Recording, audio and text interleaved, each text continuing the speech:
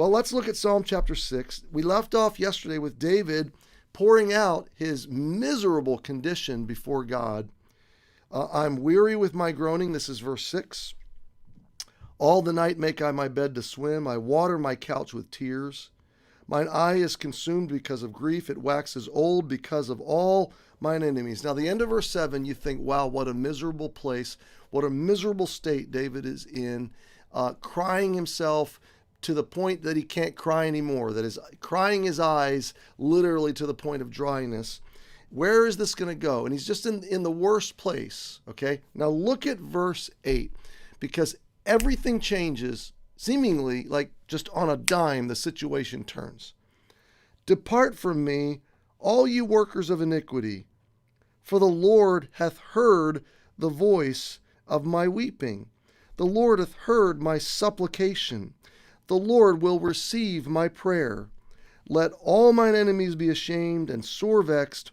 Let them return and be ashamed suddenly. So David now goes from groaning to celebrating, from this deep grief to this abundant joy, confidence, declaration of victory. What happened? Okay, well, before we get into what happened, let's just reckon with this for a moment.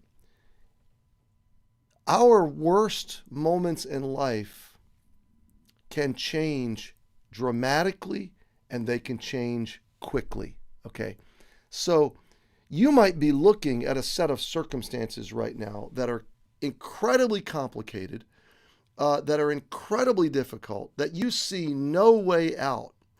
And God is a God who loves to show himself providential, powerful, miraculous, supernaturally able to intervene and resolve.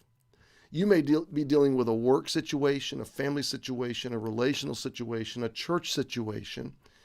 I can think in my mind, I'm just so many faces and names are racing across the situation. There's television dozens and dozens of them that I've seen. Pastors that are revitalizing the impossible situations. And we look at these things from our human perspective. There's no way out of this family. There's no solution. There's no resolution. There's no reconciliation. There's no recovery. And God, in a split second, he can say the words. He can send redemption. He can bring about reconciliation. He can turn things in a fraction of a second.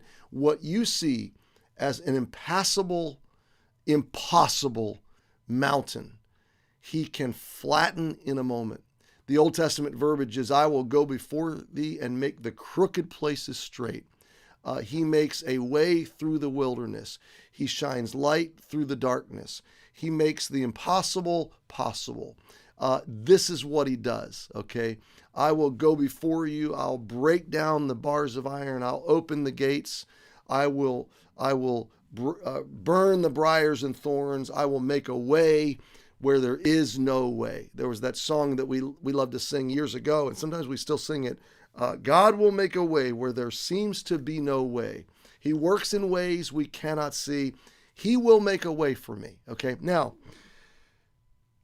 that's the nature of this psalm at this point, is that everything has changed for David. I mean, all of a sudden, his dark view of things becomes a bright, sunny day.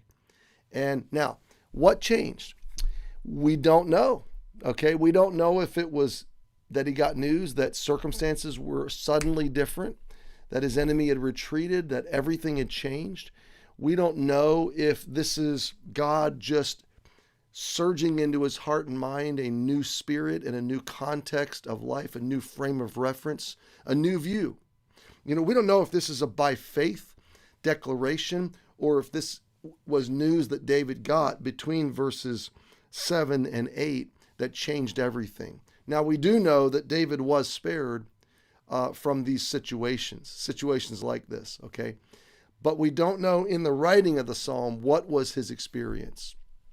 It could have been actual, circumstantial, radical reversal, okay?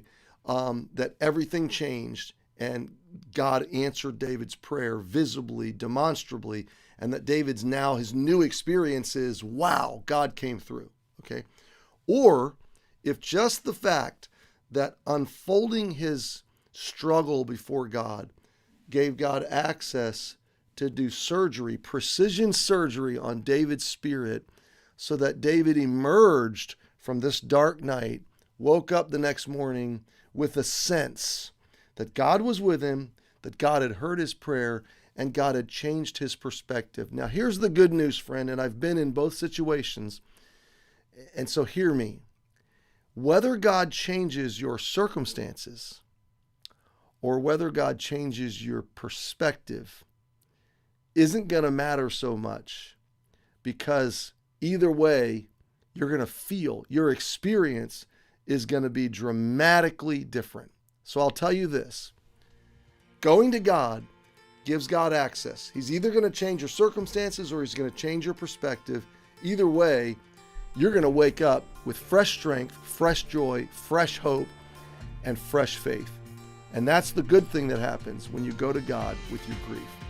Well, happy Monday, my friends. I'll see you tomorrow.